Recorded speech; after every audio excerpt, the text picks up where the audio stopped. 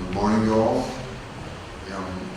While we're dealing with the PRK, while doing laser refractive surgery, one of the main controversial issues, how should we take the epithelium when we start doing the procedure?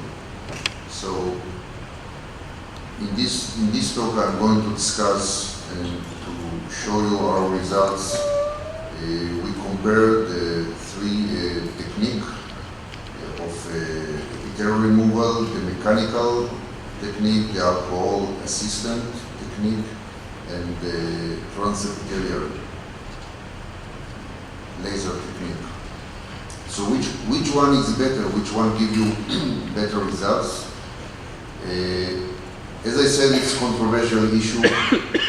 There is little known in the literature about it. One of the articles that was written about it is going back to 2005. It's still not very decision about which way to go, because it was a small amount of patients and different surgeons and even different laser platform. So in this study, I'm going to show you the results between these three techniques while doing this on a very large population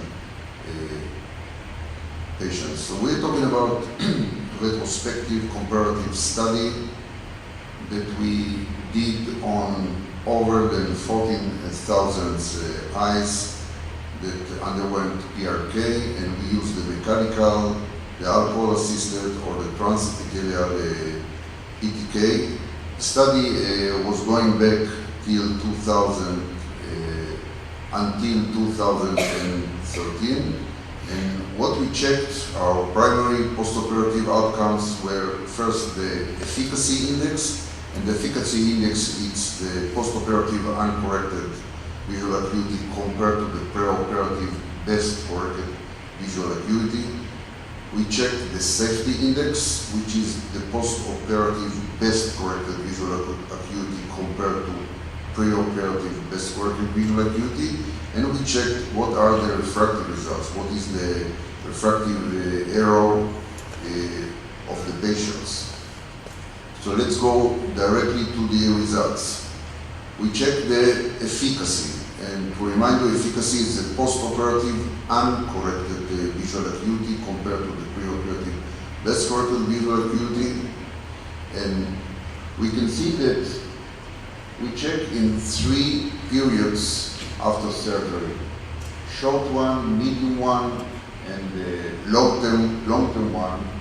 And we find out amazingly that with transepithelial PRK on the short period, the results are better with the transepithelial PRK, but later on it was deteriorated to find out that it was the worst results concerning about the efficacy.